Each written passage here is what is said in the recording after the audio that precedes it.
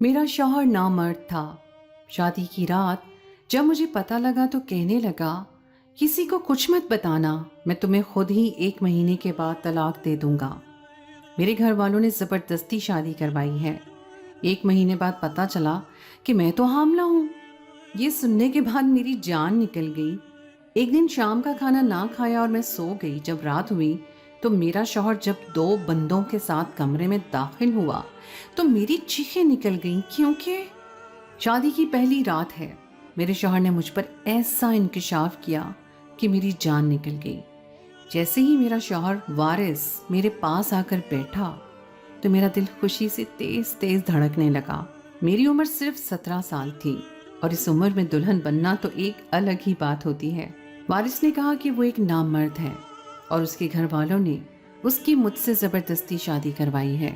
یہ سنتے ہی مجھے لگا کہ کسی نے میرے سر پر آسمان گرا دیا ہو۔ میں اپنی بڑی بڑی آنکھوں سے اس کی جانب دیکھنے لگی تو اس نے کہا کہ تم فکر نہ کرو، میں 1 مہینے کے بعد خود ہی تمہیں طلاق دے دوں گا۔ میں تمہارے ساتھ کوئی ظلم نہیں کرنا چاہتا اور میں جانتا ہوں کہ تمہاری جیسی کم عمر لڑکیوں کے دل میں مردوں کو لے کر بہت سے جذبات ہوتے ہیں، اور میں نہیں چاہتا کہ تمہارے کسی بھی جذبے کو میری وجہ سے ٹھیس پہنچے۔ تم بس 1 مہینہ میرے ساتھ کسی بھی طرح گزارا کر لو اور 1 مہینے کے بعد میں تمہیں خود عزت کے ساتھ تمہارے گھر چھوڑ آؤں گا۔ وارث کی باتوں نے مجھے بہت زیادہ تکلیف پہنچائی تھی۔ میں تصور بھی نہیں کر سکتی تھی کہ میری شادی ایک نام مرد سے ہوئی۔ میں ان لڑکیوں میں سے تھی جو بہت کم عمری سے ہی اپنے جذبات کا شکار ہو جاتی ہیں، کیونکہ میں نے اپنی سہیلیوں سے شادی کے متعلق اتنی باتیں سن رکھی تھیں کہ مجھے یہ لگتا تھا کہ شادی کا دوسرا مطلب صرف اور صرف شوہر سے محبت کرنا ہے اور اپنے اندر کے جذبات کو تسکین پہنچانا ہے۔ وارث نے مجھے بہت محبت سے اپنی ساری بات سمجھا دی تھی اور میں بھی یہ سن کر مطمئن ہو گئی تھی کہ وہ خود ہی 1 مہینے کے بعد مجھے طلاق دے کر اس نام نہاد رشتے سے آزاد کر دیں گے۔ لیکن مجھے ہرگز بھی خبر نہیں تھی کہ آنے والے دنوں میں میرے ساتھ کیا ہونے والا ہے۔ شادی کو 1 ماہ ہی گزرا تھا جب مجھے معلوم ہوا کہ میں حاملہ ہوں، اور یہ سن کر میں ہکا بکا رہ گئی، کیونکہ وارث نے خود اپنے منہ سے اس بات کا اقرار کیا تھا کہ وہ نامرد ہے۔ تو پھر یہ کیسے ممکن تھا کہ میں 1 مہینے میں حاملہ بھی ہو گئی؟ اسی پریشانی میں دن اور رات گزر رہے تھے۔ میں نے کئی دفعہ وارث سے اس بارے میں بات کرنے کی کوشش کی، لیکن وارث نے تو جیسے خاموشی اختیار کر لی تھی۔ ایک رات میں بہت غصے میں تھی اور کھانا کھائے بنا ہی سو گئی، اور جب آدھی رات کو میری آنکھ کھلی تو یہ دیکھ کر میری جان نکل گئی کہ وارث کے ساتھ کمرے میں 2 انجان مرد بھی موجود تھے۔ اور اس کے بعد جو ہوا تو میری چیخ نکل گئی۔ میرے وہم و گمان میں بھی نہیں تھا کہ میرا شوہر میرے ساتھ ایسا کچھ بھی کر سکتا ہے۔ میں 17 سال کی عمر میں بہت حسین ہو گئی تھی، اور جو بھی مجھے دیکھتا وہ فوراً ہی میرے لیے کوئی رشتہ لے آتا۔ لیکن میرے ماں باپ نے مجھے پڑھانا تھا اور ان کا میرا شادی کا کوئی ارادہ نہیں تھا۔ میری سہیلیاں بھی جب سنتی کہ میرے لیے کسی کا رشتہ آیا ہے تو وہ فوراً مجھے کہتی کہ تم کس بات کا انتظار کر رہی ہو، اپنے ماں باپ سے کہو کہ تمہاری شادی کروا دیں۔ اپنی سہیلیوں کی باتیں سن کر میں حیران رہ جاتی کہ ابھی تو میں تعلیم حاصل کر رہی ہوں، اتنی جلدی شادی کیوں کروں؟ تو میری سہیلیاں مجھے چھیڑ کر کہتی کہ تم خوش نصیب ہو جو اتنی جلدی تمہیں ایک چاہنے والا میسر آ جائے گا، جو تمہارے حسن کی تعریف کرے گا، تمہارے جذبوں کی پذیرائی کرے گا، جبکہ ہمیں تو ابھی بہت انتظار کرنا ہے۔ اپنی سہیلیوں کی بات سن کر میں شرما جاتی۔ وہ ڈھکے چھپے لفظوں میں مجھے جو کہنا چاہتی تھیں وہ میں سمجھ گئی تھی۔ ایک دن وارث کی ماں اور بڑی بہن ہمارے گھر رشتہ لے کر آئی تو میری اماں نے ان سے بھی یہی کہا کہ وہ ابھی مجھے تعلیم دلوانا چاہتی ہیں۔ لیکن جب میں نے وارث کی تصویر دیکھی تو وہ پہلی ہی نظر میں مجھے پسند آ گئے۔ ان کے چہرے پر ایک عجیب سی کشش تھی جس پر میں دل ہار بیٹھی تھی، اور میں نے اپنے ماں باپ سے ڈرتے ڈرتے کہہ دیا کہ مجھے وارث سے شادی کرنی ہے۔ میری بات سن کر میرے باپ نے مجھے گھور کر دیکھا، لیکن پھر جب میں نے ضد کی تو میرے باپ نے کہا کہ ٹھیک ہے، ہم وارث کے بارے میں معلومات حاصل کریں گے، اور اگر وہ اچھا لڑکا ہوا تو ہم تمہارا اور اس کا رشتہ طے کر دیں گے۔ یہ سن کر میں خوشی سے ہوا میں چھلانگیں لگانے لگی۔ میرے دل میں وارث کو لے کر اتنے خیالات آ رہے تھے کہ میرا خود پر قابو پانا مشکل ہو گیا تھا۔ میرے لیے شادی کا جو مطلب تھا وہ میں بیان بھی نہیں کر سکتی تھی۔ میں صرف اور صرف ایک ایسے مرد کا ساتھ چاہتی تھی جو میرے جذبات کو تسکین پہنچائے، اور اس سے زیادہ مجھے شادی کے حوالے سے کسی بات کا علم نہیں تھا۔ نہ ہی میں شادی کے بعد کی ذمہ داریوں کو سمجھتی تھی، اور نہ ہی اس رشتے کو نبھانے کے طریقوں کے بارے میں مجھے کچھ علم تھا۔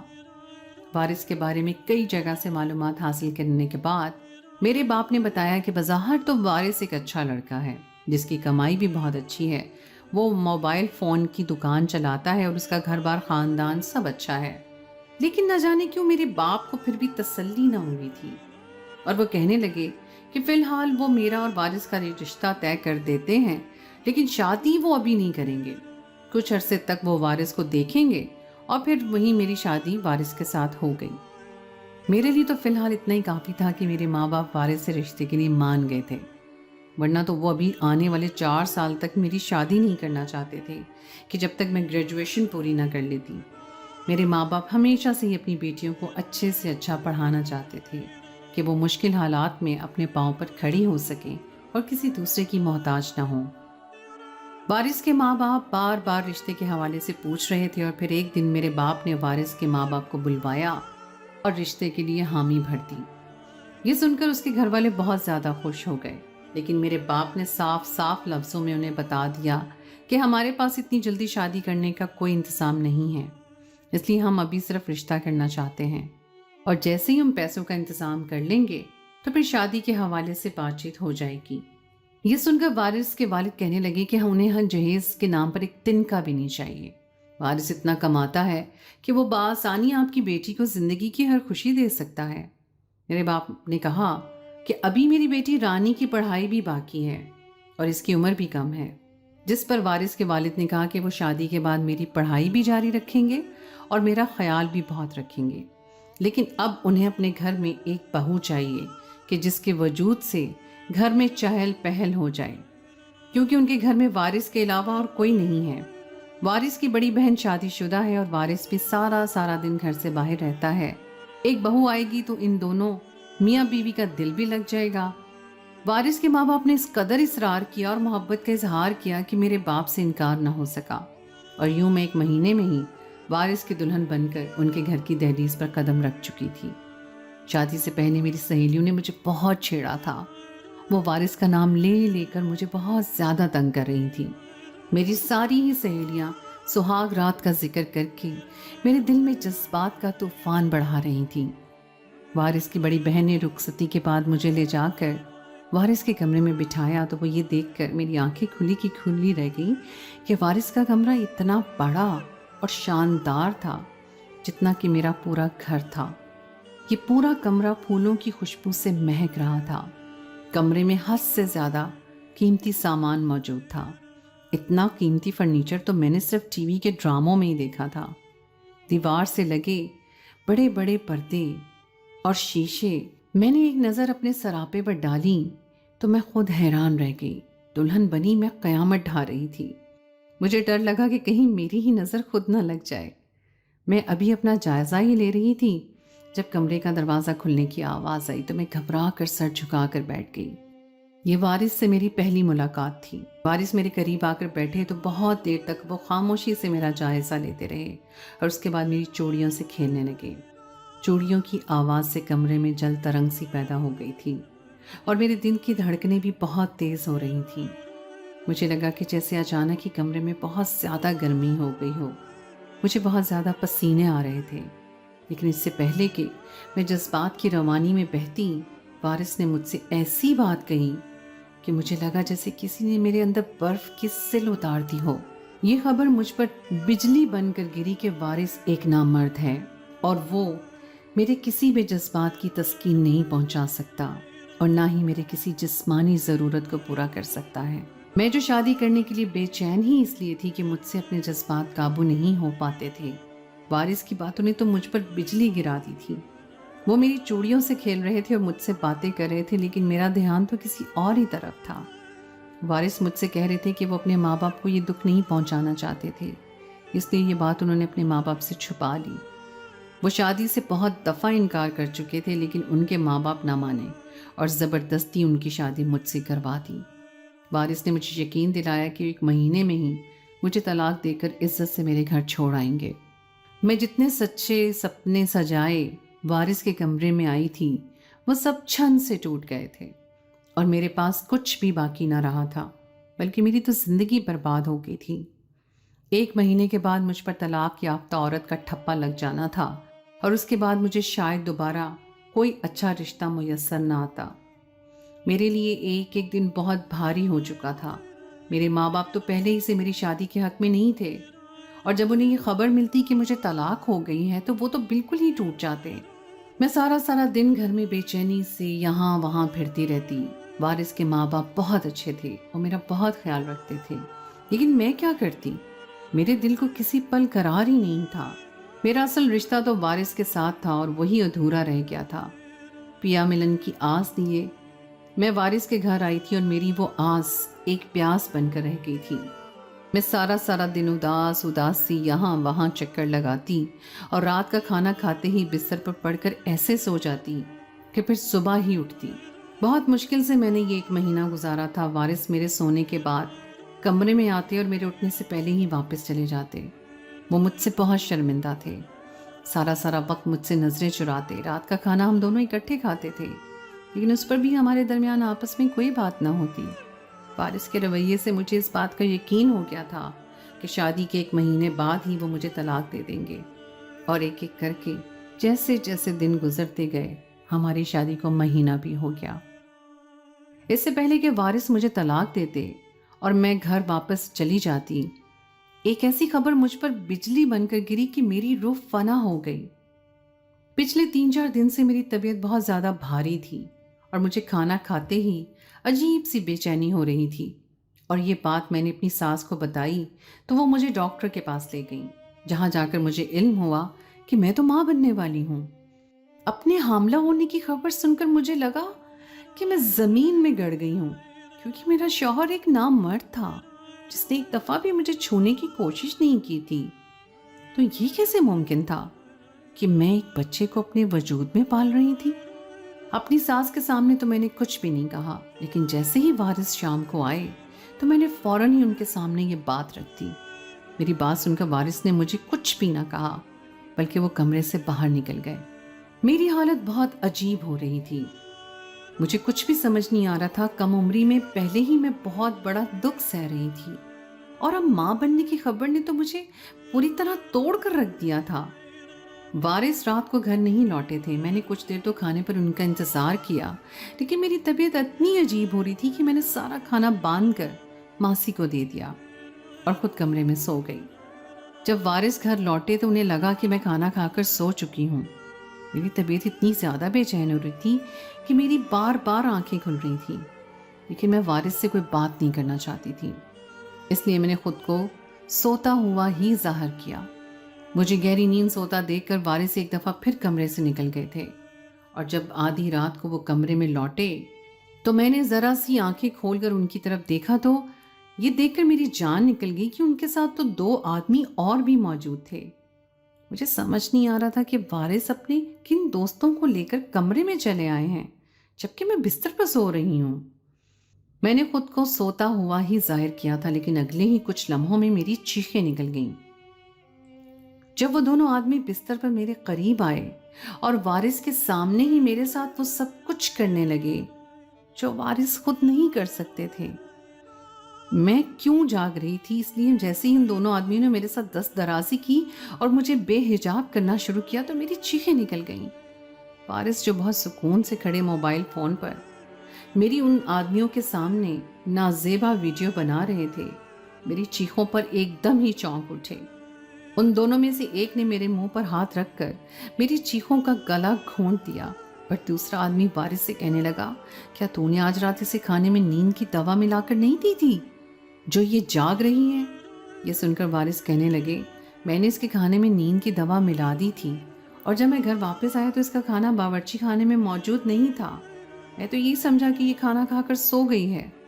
اماں ابا تو پرہیزی کھانا کھاتے ہیں، اس لیے مجھے یقین تھا کہ کھانا اسی نے کھایا ہوگا۔ وارث کے لفظوں نے میری جان ہی نکال دی تھی۔ وارث اب تک مجھے روز رات کو کھانے میں نیند کی دوا دے کر سلاتے تھے۔ یہ سن کر تو میرے ہوش ہی اڑ گئے تھے۔ और वो दोनों मर्द भी यकीनन रोज रात को ही मेरे कमरे में आकर मेरे साथ ये सब करते थे। जब भी इन्हें इस बात का इल्म था कि मैं रोज दवा के नशे में हूँ, मैं बुरी तरह मचल रही थी, लेकिन अभी तक एक आदमी ने मेरे मुंह से हाथ नहीं हटाया था। मेरा शौहर वारिस कहने लगा, आज रात तो ये काबू में नहीं आएगी, और वैसे भी अब ये हामला है तो बेहतर है कि आज हम इसे छोड़ देते हैं। लेकिन वो आदमी ना माने और कुछ देर तक मेरे साथ इसी तरह ज्यादती करते रहे और वारिस वीडियो बनाता रहा। उसे इस बात से कोई फर्क नहीं पड़ रहा था कि मैं उसकी बीवी हूं और उसके सामने ही वो दोनों मुझे बेहिजाब कर रहे थे। मैं नाजुक सी धान पान सी लड़की थी और उम्मीद से होने के बाद मैं बहुत ज़्यादा कमज़ोर भी हो गई थी, क्योंकि मेरा खाना पीना पूरी तरह बंद हो गया था। इसलिए मैं उन दोनों आदमियों से खुद को छुड़ाने में नाकाम रही थी। मेरा मुंह तो उन्होंने दुपट्टे से कस कर बांधा हुआ था। 2-2.5 घंटे तक अजियत का ये सिलसिला यूं ही जारी रहा और उसके बाद वो दोनों आदमी मुझे छोड़कर वापस चले गए। मेरी आंखों से आंसू बह रहे थे और मैं तकलीफ की इंतहा पर थी। उन दोनों के जाने के बाद वारिस ने मेरा मुंह खोल दिया। मुझ में इतनी हिम्मत भी बाकी नहीं बची थी कि मैं आगे बढ़कर वारिस का गिरेबान पकड़कर उससे कोई सवाल कर पाती।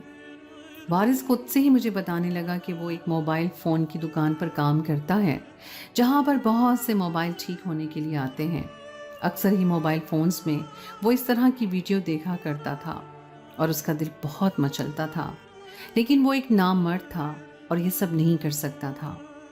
फिर मालूमात हासिल करने के बाद उसे ये बात भी मालूम हुई कि इस तरह की वीडियोस लाखों रुपए में फ़रोख्त होती हैं और बहुत से वारिस जैसे नामर्द इंसान इस तरह की वीडियोस को देखकर अपनी प्यास बुझाते हैं। शादी की पहली रात मैंने वारिस को अपने हवाले से शादी की पहली रात में वारिस ने मुझे अपने हवाले से तमाम हकीकत से आगाह कर दिया था।